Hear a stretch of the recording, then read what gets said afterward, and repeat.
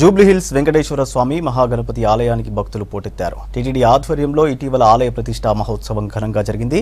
శనివారం కావడంతో భక్తులు శ్రీవారిని దర్శనానికి తరలివచ్చారు. జూబ్లీహిల్స్ కొండపై ఉన్న వెంకటేశ్వర స్వామి ఆలయ విశిష్టతపై మరిన్ని వివరాలు లక్ష్మి అందిస్తారు. Lakshmi, over to you. రెండవ తిరుమల తిరుపతి దేవస్థానం ప్రారంభమైంది. బుధవారం మహాకుంభాభిషేకం అలాగే విగ్రహ ప్రతిష్ఠ జరిగింది. గురువారం నుంచి భక్తుల దర్శనం కోసం అలౌ చేస్తున్నారు. అయితే ఈరోజు సాటర్డే కావడంతో భక్తుల రద్దీ కూడా ఎక్కువగా ఉంది. తిరుమల తిరుపతి దేవస్థానంలో ఎలాంటి పూజలు అయితే జరుగుతాయి అన్ని పూజలు ఇక్కడ జరిగేలా ఏర్పాట్లు చేస్తున్నారు. అలాగే మొదటి 40 days ఉచితంగా దర్శనంతో పాటు, అంటే దర్శనం ఎప్పుడు ఉచితంగానే ఉంటుంది, బట్ కొన్ని పూజలకి మాత్రం ఇక్కడ టికెట్ కలెక్ట్ చేస్తారు. సో ఆ సేవలు ప్రారంభించడానికి అయితే మాత్రం 40 days టైం ఉంది. సో ఇక్కడ చూస్తున్నాం కదా, టెంపుల్ని చూస్తే పూర్తిగా కూడా తిరుమల తిరుపతి దేవస్థానంలో ఎలా అయితే ఉంటుందో అలానే డిజైన్ చేశారు. ఇక్కడ మనము నామం కూడా చూడొచ్చు. గోవింద అనే వెంకటేశ్వర స్వామి నామం కూడా ఇక్కడ ప్రతిష్ఠించారు. 3 ఎకరాలకు పైగా స్థలంలో ఇక్కడ వెంకటేశ్వర స్వామి టెంపుల్ తో పాటు మహాగణపతి ఆలయాన్ని కూడా పక్కనే నిర్మించారు. స్టెప్స్ చూస్తున్నాం కదా, ఈ స్టెప్స్ అన్ని కూడా అక్కడ ఎలా అయితే మనము స్టెప్స్ ఎక్కి టెంపుల్ కి వెళ్తామో అదే ఫీల్ లో ఇక్కడ స్టెప్స్ కూడా ఏర్పాటు చేశారు. 2016లో ఈ టెంపుల్ ప్రారంభం అయ్యింది.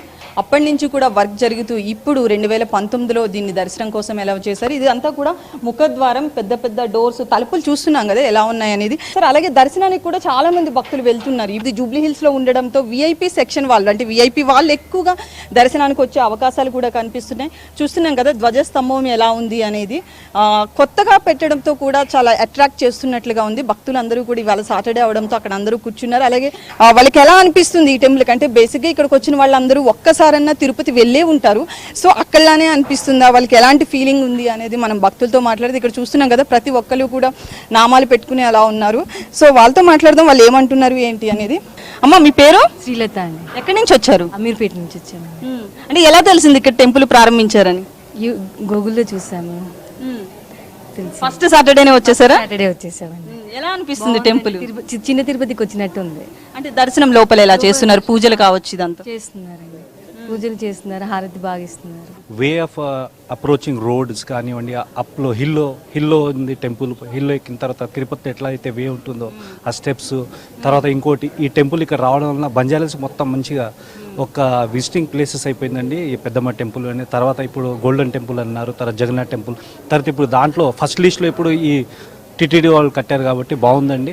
రావడానికి మన తిరుపతికి వెళ్ళేంత ఫీలింగ్ ఇక్కడ చిన్నవాళ్ళు, పెద్దవాళ్ళు, ముసలివాళ్ళు అక్కడ తిరుపతి వెళ్ళారు కాబట్టి ఇక్కడ తీసుకొచ్చి దర్శనం చేస్తే వాళ్ళకి ఆ ఫీలింగ్ కలుగుతుందండి. తిరుమల తిరుపతి దేవస్థానంలో ఎలాంటి పూజలు అయితే చేస్తారో అలాంటి సేవలే ఇక్కడ ఉంటాయా ఏంటి అనేది మనము టెంపుల్ స్పెషల్ ఆఫీసర్ జగన్మోహనాచార్య గారు ఉన్నారు, ఆయనతో మాట్లాడదాం.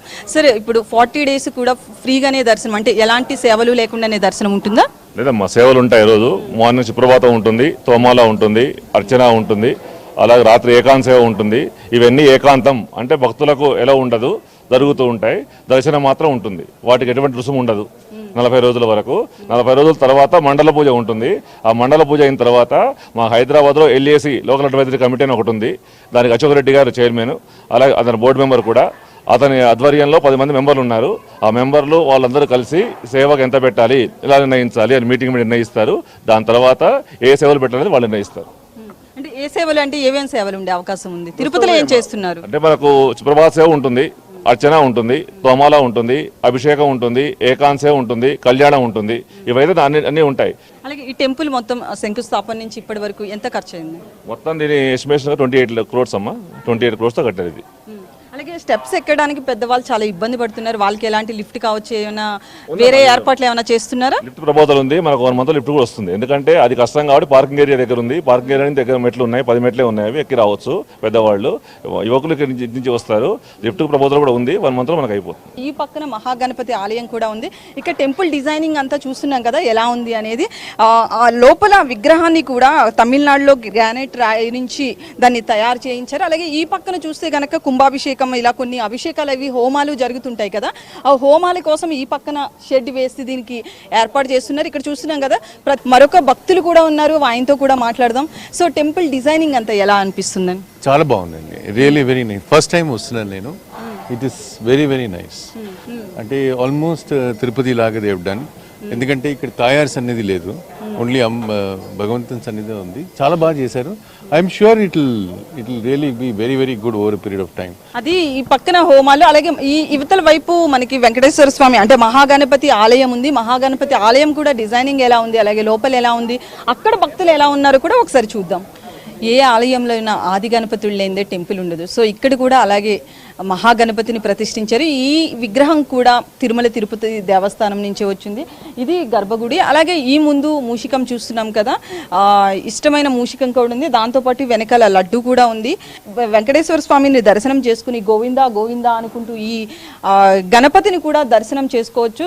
హిమాయత్ నగర్లో తిరుమల తిరుపతి దేవస్థానంకి వేరుంటుంది, అది రోడ్ సైడ్ ఉంటుంది. బట్ ఇక్కడ చూస్తే కొండపైన ఉంది కాబట్టి దీనికి ఎక్కువగా విజిటర్స్ వచ్చే అవకాశాలు ఉన్నాయి. అలాగే విఐపి వాళ్ళు కూడా వచ్చే అవకాశం ఉంది. ఇది ఇక్కడ పరిస్థితి. కెమెరా పర్సన్ రాజేష్తో లక్ష్మి, వీస్క్ న్యూస్, హైదరాబాద్.